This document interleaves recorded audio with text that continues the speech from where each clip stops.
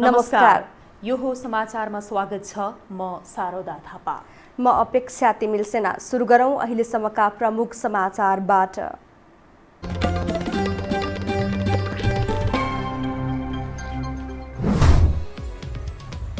नेपालमा आज कोरोनाले 14 जनाको मृत्यु, 1359 संक्रमित थपिए, 1354 जना डिस्चार्ज।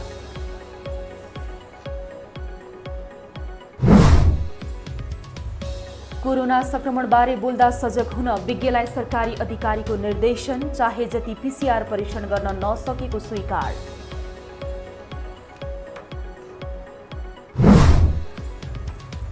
अर्थमन्त्री खतिवड़ाले दिए राजीनामा, मन्त्रीमण्डल पुनर्गठनबारे नसोचेको प्रधानमन्त्री ओलीको प्रतिक्रिया।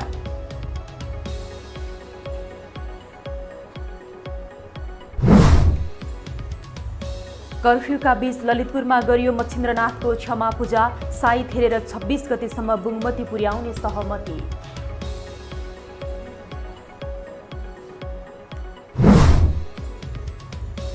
र विश्वमा 2 करोड 65 लाखभन्दा बढीमा कोरोना संक्रमण पुष्टि, ज्यान गुमाउनेको संख्या 8,73,000 नाघ्यो।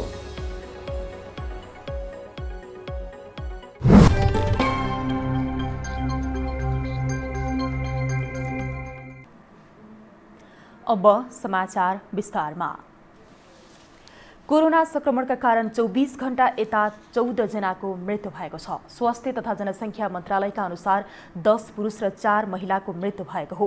सप्तरीका 2 तथा धनुषा, कास्की, नवलपरासी, प्युठान, रूपन्देही र पाल्पा र सुर्खेतका 1 पुरुषको मृत्यु भएको हो। यस्तै काठमाडौँका 3 र चितवनका 1 महिलाको निधन भएको छ। गएको 24 घण्टामा 14 जना नेपाली दाजुभाइ दिदीबहिनीहरूको मृत्यु भएको छ। यसमा महिला 4 जना हुनुहुन्छ। उहाँहरू 3 जना चाहिँ काठमाडौँको हुनुहुन्छ, 82 वर्षीया, 67 वर्षीया र 22 वर्षीया, र 1 जना चितवनको हुनुहुन्छ, 35 वर्षीया। पुरुषहरू 10 जना हुनुहुन्छ। सप्तरीको 2 जना 55 वर्षीय, धनुषाको 65 वर्षीय। मन्त्रालयका अनुसार आज 1359 जना संक्रमितहरू थपिएका छन्। 13,638 को पीसीआर परीक्षण गर्दा 895 र 464 महिला संक्रमित पाइएको हो। यसमध्ये काठमाडौँ उपत्यकाका 454 जना रहेका छन्। काठमाडौँका 386, ललितपुरका 32 र भक्तपुरका 36 जनामा कोरोना संक्रमणको पुष्टि भएको छ। 24 घण्टा यता 1354 जना निको भएर घर फर्किएका छन्। अहिले देशैभरका आइसोलेसनमा 18,404 संक्रमितहरू उपचाररत छन्। क्वारेन्टाइनमा 6,561 जना रहेका छन्। ताप्लेजुङ, सोलुखुम्बु, मुस्ताङ, मुगु, डोल्पा र हुम्ला यति बेला संक्रमित मुक्त जिल्ला बनेका छन्। एपिडेमियोलोजी तथा रोग नियन्त्रण महाशाखाले कोरोना भाइरसको विषयमा भ्रम नफैलाउन आग्रह गरेको छ। महाशाखाका निर्देशक डाक्टर वासुदेव पाण्डेले संवेदनशील विषयमा बोल्दा सरकारी अधिकारीहरूले ध्यान दिनुपर्ने बताउनु भएको हो। उहाँले आफूलाई विज्ञ भनेर चिनाउनेहरूले समेत भ्रम फैलाएको दावी गर्नुभयो। संघीयता आएसँगै अहिले जिल्ला स्वास्थ्य कार्यालयसँग समन्वय गरेर काम गर्न सक्ने अवस्था नभएको भन्दै निर्देशक पाण्डेले आवश्यक बजेट दिन समेत समस्या भएको पनि बताउनुभयो। सामाजिक विकास मन्त्रालयले जस्तै मलाई दिनुपर्छ भन्ने केही, उहाँहरू छुट्टै सरकार हो, फेरि स्थानीय छुट्टै सरकार हो। त्यसो भएर स्वास्थ्य कार्यालयलाई कसरी हुन्छ? यस्तो खालको महामारीमा त्यो कानुनमा के परिवर्तन गर्नुपर्ने हो, त्यो गरेर गरिदियो भने स्वास्थ्य कार्यालय मार्फत जान पायो भने हामीलाई अलि सजिलो हुन्छ। राष्ट्रिय जनस्वास्थ्य प्रयोगशालाकी निर्देशक डाक्टर रुना झाले अहिले नेपालमा दैनिक 23,000 जनाको पीसीआर परीक्षण क्षमता रहेको बताउनुभयो। झाले 8 निजी समेत गरी 48 वटा परीक्षण प्रयोगशालाबाट दैनिक 18,000 सम्म परीक्षण गर्न सक्ने अवस्था रहेको बताउनुभयो।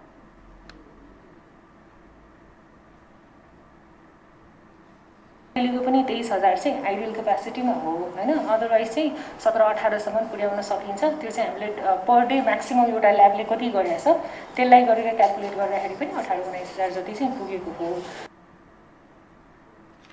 निर्देशक झाले स्वाब नमुना प्रयोगशालामा आएको 38 देखि 48 घण्टासम्म सामान्यतया रिपोर्ट आउने जानकारी दिनुभयो। उहाँले तत्काल परीक्षण गर्नै पर्ने र 2-3 दिनपछि पनि परीक्षण गरे हुने स्वाबसँगै आउँदा केही समस्या देखिने गरेको पनि बताउनुभयो। उहाँले रिपोर्ट पोजिटिभ आएकाहरूलाई ट्रेसिङ नगरी तत्काल रिपोर्ट दिँदा समस्या आउने गरेको बताउनुभयो।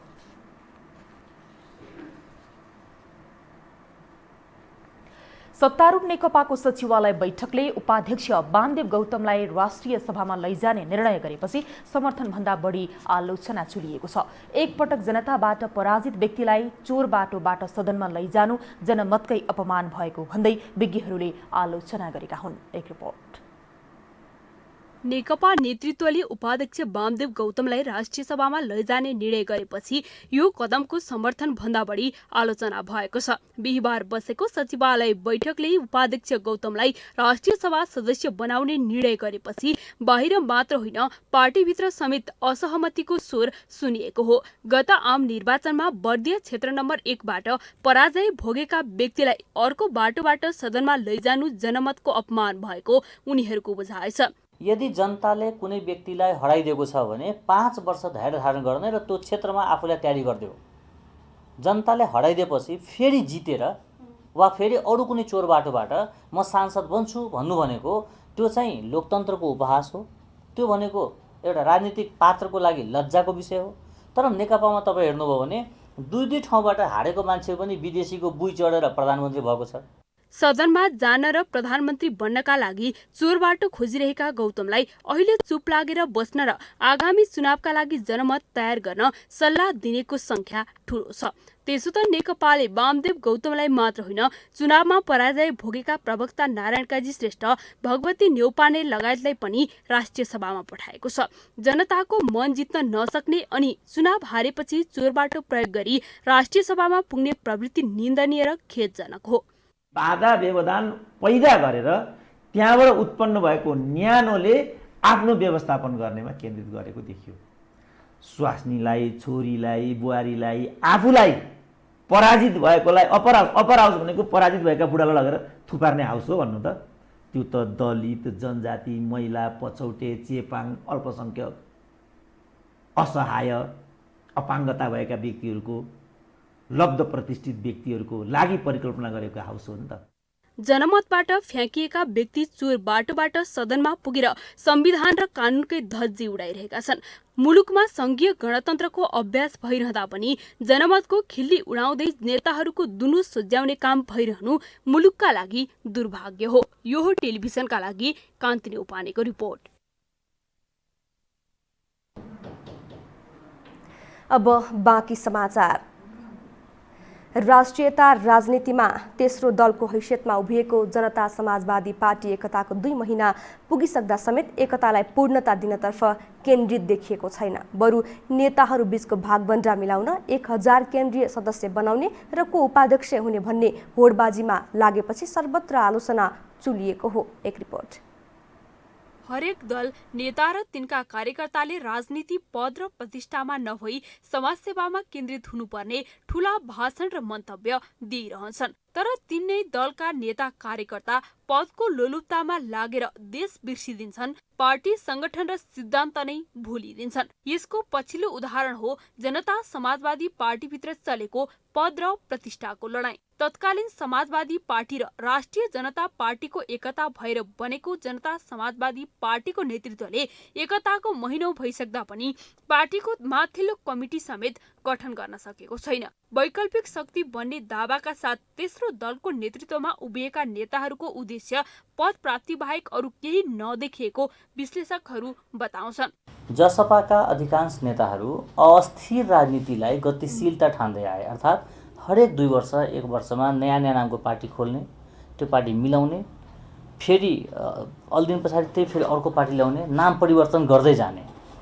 त्यही भएर उहाँहरूको स्थिति कस्तो छ भने उहाँहरूको स्थिति समग्रमा कस्तो छ भने 3टा कुरा, जनता समाजवादी पार्टीको 3टा कुरा चाहिँ कहिले मिलेन। हेर्नुहोस्, सुरुको राजनीतिदेखि लिएर अहिलेसम्म उहाँहरूको 3टा कुरा मिल्दैन। एउटा धार मिल्दैन, अर्को धारणा मिल्दैन र तेस्रो धरातल मिल्दैन। 3टा कुरा नमिलेको दलले भोलि के गर्छ भन्ने चाहिँ सहजै बुझ्न सकिन्छ कि ठुलो पार्टीले जे गर्छ उसको रिएक्सनका बमोजिम यिनका धारणा बन्ने हो। विशेष गरी मधेस केन्द्रित मुद्दालाई प्राथमिकतामा राख्दै आएको जसपा जनतातर्फ भन्दा व्यक्ति केन्द्रित प्रवृत्तितर्फ केन्द्रित देखिन्छ। सानो पार्टीभित्र पनि उनीहरू 12 जना उपाध्यक्ष र 1000 को केन्द्रीय कमिटी बनाउन लागि परेका छन्। पार्टी एकताको बाँकी कार्यभार पूरा गर्न नेताहरूको व्यवस्थापन आवश्यक भएको हुँदा आफूहरूले यस्तो तयारी थालेको जसपाका नेताको भनाइ छ। यतिको भनेको चाहिँ के छ भन्दाखेरि अहिलेको लागि अहिले तदर्थ न हो, मिलाउनु पर्दा अरूलाई पनि समेट्नुपर्ने अवस्थामा चाहिँ यतिको भनेको धेरै ठुलो मानिँदैन। अब यसलाई चाहिँ के छ भने हामीले विधान अधिवेशन गर्छौँ, सङ्ख्या थोर हुन्छ र राष्ट्रिय महाधिवेशन गरेर आवश्यक सङ्ख्या मात्र राखिन्छ। अहिले त मिलाउँदै जाँदा सबै मिलाउँदै जानु पर्यो, नमिलाउने भने त एकतै हुँदैन। त्यो अवस्थाले गर्दाखेरि अलिकति सङ्ख्या ठुलो हुन स्वाभाविक नै हो, तर यहाँ बाहिर प्रचार भयो जस्तो 2000 होइन। राष्ट्रिय राजनीतिमा वैकल्पिक शक्तिको दावा गर्ने दलहरूको कार्यशैली पुरानै ढर्राको देखिएपछि उनीहरूप्रतिको विश्वास घट्न थालेको छ। तर पनि उनीहरू पद, प्रतिष्ठा, व्यक्तिगत स्वार्थ र सत्ताका लागि पार्टीभित्र लडाईँ गर्न भने छाड्दैनन्। यो हो टेलिभिजनका लागि क्यामेरामा सिरस श्रेष्ठका साथ कान्ति न्यौपाने, काठमाडौँ। अर्थमन्त्री डाक्टर युवराज खतिवडाले पदबाट राजीनामा दिनुभएको छ। खतिवडाले प्रधानमन्त्री केपी शर्मा ओलीलाई राजीनामा बुझाउनु भएको हो। त्यस अगाडि उहाँ अर्थ मन्त्रालयमा आयोजित विदाई कार्यक्रममा सहभागी हुनुभएको थियो। उहाँले वित्तीय संहिता कार्यान्वयनको चुनौतीपूर्ण अवस्थामा आफूले जिम्मेवारी सम्हालेको भन्दै जग बसाल्न सफल भएको प्रतिक्रिया दिनुभयो। वित्तीय संहितामा शून्यबाट अगाडि बढेको र आधार बनाउनु पर्ने समय भएकाले बढी नै चुनौती रहेको अर्थमन्त्री खतिवडाको भनाइ थियो। यता प्रधानमन्त्री केपी शर्मा ओलीले मन्त्रीमण्डलको पुनर्गठन हल्ला मात्र भएको प्रतिक्रिया दिनुभएको छ। आजको मन्त्री परिषद बैठकमा प्रधानमन्त्री ओलीले निश्चिन्त भएर काम गर्न मन्त्रीहरूलाई सुझाव दिनुभएको हो। उहाँले विभिन्न मिडियामा मन्त्रीमण्डल पुनर्गठन हुने हल्ला चलेको तर आफूले त्यसबारे नसोचेको प्रतिक्रिया दिएको बालुवाटार स्रोतले जानकारी दिएको छ।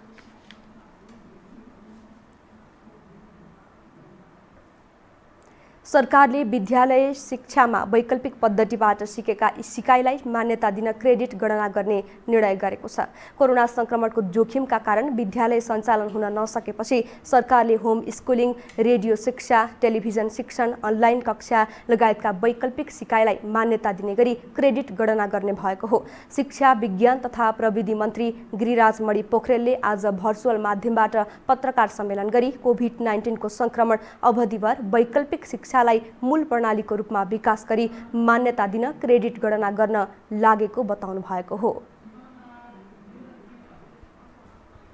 होम स्कुलिङ, रेडियो शिक्षा, टेलिभिजन शिक्षण, अनलाइन कक्षा आदि वैकल्पिक पद्धतिबाट सिकेको सिकाइलाई पनि मान्यता दिन त्यसको क्रेडिट गणना गर्ने निर्णय मन्त्रालयले गरिसकेकोले यो पद्धतिलाई अब कोभिड-19 को संक्रमणका अवधिभर मूल प्रणालीको रूपमा विकास गर्न हामी सबै लागेका छौँ। मन्त्री पोखरेलले विद्यालयको शैक्षिक सत्र 4.5 महिना बितिसकेको अवस्थामा पाठ्यक्रमलाई अगाडि बढाउन कठिन हुने देखिएकोले विद्यालय शिक्षाका पाठ्यक्रमको संश्लेषण गर्ने निर्णय भएको पनि बताउनुभयो। यही भदौ महिनाभित्र संश्लेषित पाठ्यक्रम विद्यालयहरूलाई उपलब्ध गराइसक्ने पनि उहाँले बताउनुभयो। हामीसँग समाचार अझै बाँकी छन्, अहिलेलाई विश्राम।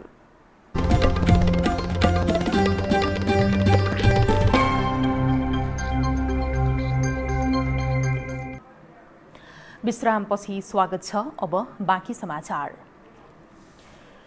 हिजोको झडप र आजको कर्फ्यूका बीच आज रातो मच्छिन्द्रनाथको क्षमा पूजा सम्पन्न भएको छ। स्थानीय 19 जातीय खलको सहभागितामा आज क्षमा पूजा गरिएको हो। अब साइत हेरेर केही दिनमा रथ बुङमती लग्ने जनाइएको छ। एक रिपोर्ट। कोरोना महामारी र नियन्त्रणका लागि गरिएको लकडाउनका कारण यस वर्ष रातो मत्स्येन्द्रनाथको रथ तान्ने जात्रा हुन सकेन। निषेधाज्ञाकै बीच बिहिबार ललितपुरको पुल्चोकका स्थानीय युवाले रथ तान्ने प्रयास गरे। भिडभाड गरिएको भन्दै प्रहरीले बल प्रयोग गरेपछि पुल्चोक क्षेत्र एकाएक रण मैदानमा परिणत भयो। शुक्रबार पनि झडप हुन सक्ने आकलन गर्दै जिल्ला प्रशासनले ललितपुरका शहरी क्षेत्रमा कर्फ्यू आदेश जारी गर्यो। कर्फ्यू बीच यसरी रातो मत्स्येन्द्रनाथको क्षमा पूजा गरियो। रथ तान्ने विषयमा विवाद भएपछि ललितपुर पाटनका विभिन्न जातीय खलबीच यस पटक रथ यात्रा नगरी क्षमा पूजा गरेर मात्रै रातो मत्स्येन्द्रनाथलाई बुङमती पुर्याउने सहमति भएको हो। ताम्राकार, ज्यापू, सिकर्मी, बाराही, राजु उपाध्याय, खड्गी, नापित र कपाली लगायत 19 जातीय खलको सहभागितामा क्षमा पूजा गरिएको हो। क्षमा पूजा गरेपछि पछि चाहिँ त्यही हो, दिन साइटै हेर्ने सबै पूजा चाहिँ गर्नको लागि चाहिँ पहिले चाहिँ क्षमा पूजा गर्नुपर्ने हो। त्यही भएर हामी चाहिँ अब क्षमा पूजा गरेछौँ। अब चाहिँ कसै चाहिँबाट चाहिँ केही नआओस् भने चाहिँ हामी चाहिँ देउतालाई केही नआओस् भने हामी क्षमा पूजा गरेको। सहमति अनुसार हाल पुल्चोकमा रहेको मत्स्येन्द्रनाथको रथलाई 21 गते 16 खुट्टे पाटीसम्म तानी छबय लाबु पर्व मनाइनेछ। त्यससँगै सायथेरी भदौ 26 गतेसम्ममा मत्स्येन्द्रनाथको रथलाई सानो खटमा राखी बुगमती पुर्याइनेछ। तर हिजोको झडपसँगै लागेको कर्फ्यूका कारण ललितपुरका शहरी क्षेत्र दिनभर जसो सुनसान रह्यो। दर्शकवृन्द, हिजो यहाँ यति बेला स्थिति तनावपूर्ण थियो। रातो मच्छिन्द्रनाथको रथ तान्ने क्रममा भएको विवादका कारण प्रहरी र स्थानीयका बीचमा यहाँ झडप भएको थियो। तर आजको स्थिति शान्तिपूर्ण छ, सामान्य अवस्थामा छ। हिजोको झडपलाई लिएर आज कर्फ्यू जारी गरिएको छ। चोक चोकमा सुरक्षाकर्मी परिचालन गरिएको छ। यहाँको स्थिति अहिले पूर्ण रूपमा सुरक्षाकर्मीको प्रशासनको नियन्त्रणमा छ। क्यामेरा पर्सन सञ्जय घिमिरेको साथमा सम्वेक बस्नेत, ललितपुर, पुल्चोक। यसैबीच बिहिबार रातो मच्छिन्द्रनाथको रथ तान्ने क्रममा भएको झडपमा पत्रकार बनेर प्रहरीमाथि ढुङ्गा प्रहार गर्ने व्यक्ति पक्राउ परेका छन्। पक्राउ परेका व्यक्ति ललितपुर स्थित महालक्ष्मी नगरपालिका 1 का अनिश महर्जन रहेको प्रहरीले जनाएको छ। ढुङ्गा हानेको भोलिपल्ट प्रहरीले उनलाई इमाडोलबाट पक्राउ गरेको हो। यस विषयमा समाचार सम्प्रेषण भएपछि उनको आलोचना भएको थियो। 21 वर्षीय महर्जनलाई अपराध महाशाखाको टोलीले पक्राउ गरेको हो। पक्राउ गरेका महर्जन पत्रकार नभएको र उनी कुनै पनि सञ्चार माध्यममा आबद्ध नरहेको समेत खुलेको छ।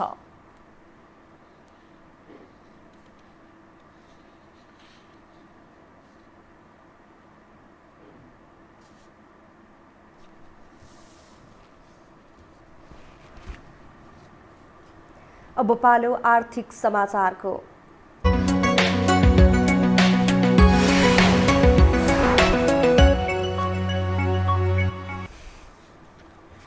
विश्व बैंकले नेपाललाई 1 अर्ब 27 करोड रुपियाँ अनुदान सहायता उपलब्ध गराएको छ। 1 करोड 85 लाख डलर अनुदान सहायता उपलब्ध गराउने सम्बन्धमा शुक्रबार हस्ताक्षर भएको हो। सम्झौतामा अर्थ मन्त्रालयका सहसचिव श्रीकृष्ण नेपाल र मालदिप्स नेपाल र श्रीलङ्काका विश्व बैंकका निर्देशक फारिस हदाद जर्बोसले हस्ताक्षर गरेका हुन्। विद्यालय क्षेत्र विकास कार्यक्रममा खर्च गर्ने गरी विश्व बैंकबाट यो सहायता उपलब्ध भएको हो।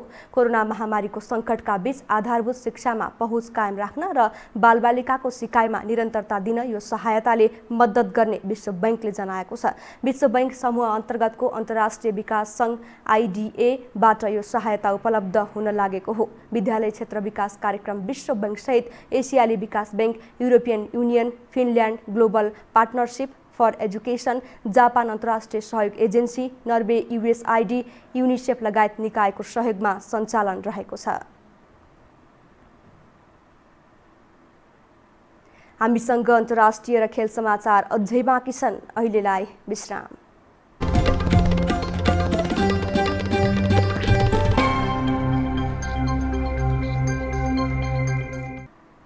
विश्रामपछि स्वागत छ। अब पालो अन्तर्राष्ट्रिय समाचारको।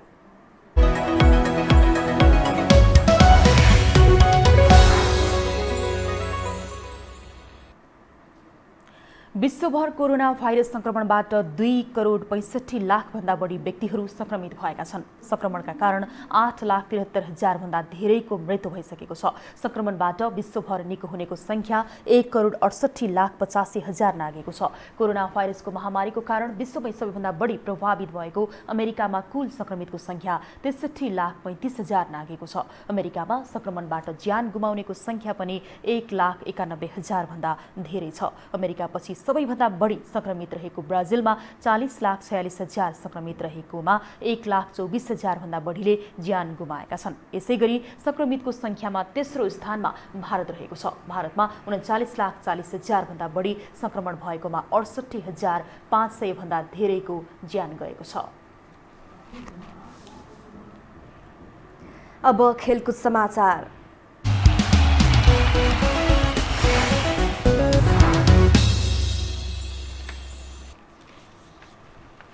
सरकारवालाले राष्ट्रिय मान्यता पाएको भलिबलका लागि अन्तर्राष्ट्रिय स्तरको मैदान अहिलेसम्म बन्न नसकेको भन्दै चिन्ता व्यक्त गरेका छन्। राष्ट्रिय स्तरको खेलको मान्यता पाए पनि खेलको प्रशिक्षणका लागि आफ्नै पूर्वाधार नभएको भन्दै चिन्ता व्यक्त भएको हो। नेपाल भलिबल सङ्घका महासचिव जितेन्द्र बहादुर चन्दले जग्गा खोज्ने काम भइरहेको जानकारी दिनुभयो। उहाँले जग्गा उपलब्ध भएपछि अन्तर्राष्ट्रिय स्तरको कोर्ट बनाउने बताउनुभयो। तेस्रो पनि जग्गा र लुगुमा चाहिँ 20 रोपनी अब त्यो दुईटा ठाउँमध्ये हामीले चाहिँ कुन उपयुक्त ठाउँ छ भनेर चाहिँ नेपाल भलिबल सङ्घले चाहिँ एउटा पूर्ण बैठक कल गरेर सङ्घको साथीहरूले यसमा चाहिँ बृहत छलफल गरेर उपयुक्त ठाउँ हामीले चुज गरेर चाहिँ राष्ट्रिय खेलकुद परिषदमा चाहिँ हाम्रो चाहिँ निर्णय पठाउने चाहिँ जमर्को गरेका छौँ। तत्कालीन प्रधानमन्त्री पुष्पकमल दाहाल नेतृत्वको सरकारले भलिबल खेललाई 2074 जेठ 8 गते राष्ट्रिय स्तरको खेलको मान्यता दिएको थियो। नेपालमा सम्पन्न 13औं दक्षिण एसियाली खेलकुद सागमा महिला भलिबलले रजत पदक जित्दै उत्कृष्ट प्रदर्शन समेत गरिसकेको छ। खेल समाचारसँगै हामी यो समाचारको अन्त्यमा आइपुगेका छौँ। बिदा हुनु अघि प्रमुख समाचार पुनः एकपटक।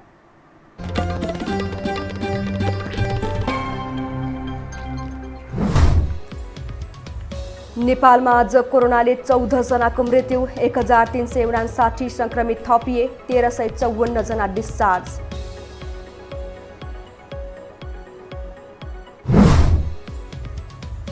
कोरोना संक्रमणबारे बोल्दा सजग हुन विज्ञलाई सरकारी अधिकारीको निर्देशन, चाहे जति पीसीआर परीक्षण गर्न नसकेको स्वीकार।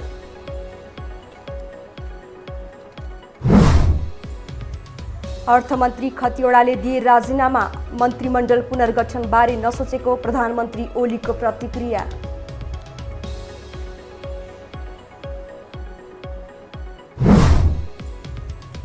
कर्फ्यूका बीच ललितपुरमा गरियो मच्छिन्द्रनाथको क्षमा पूजा, साइत हेरेर 26 गतेसम्म बुङमती पुर्याउने सहमति।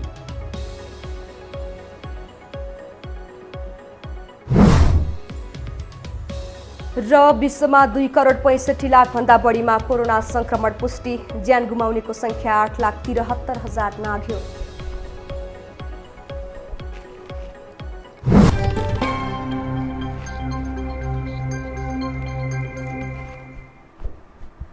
हवस् त यो हो समाचार सकियो। समाचार बुलेटिनका साथै यो हो टेलिभिजनका सम्पूर्ण कार्यक्रम यो हो टेलिभिजन.com, यो हो खबर.com, युट्युब र फेसबुकमा पनि पढ्न र हेर्न सक्नुहुनेछ।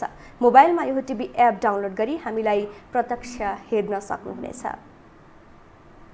तथ्य सहितको निष्पक्ष समाचारका लागि हेर्दै रहनुहोला यो हो टेलिभिजन। नमस्कार।